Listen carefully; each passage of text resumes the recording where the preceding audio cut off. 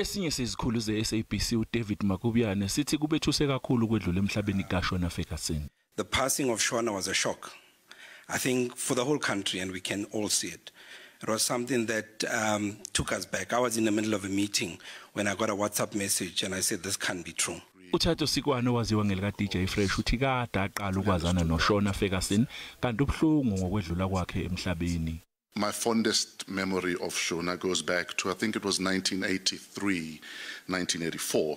I was about 11, 12. He was about 9, 10. After tearing through the neighborhood on our bicycles, we ended up at Ma Fergie's house, as she was often affectionately known. And I say Ma Fergie's house because, as you all know, mothers run the house.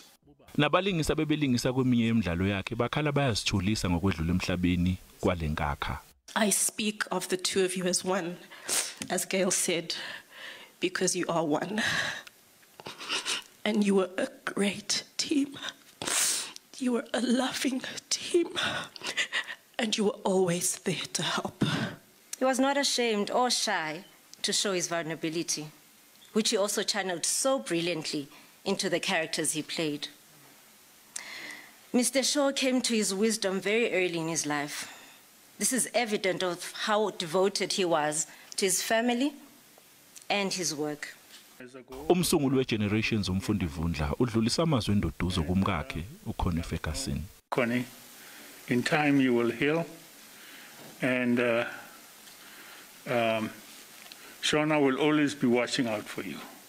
uFerguson ufihlwe ngolwesithathu eFourways Memorial Park. NginguCalvin Dludla, wezindaba ze-SABC, ngibika ngiseGoli.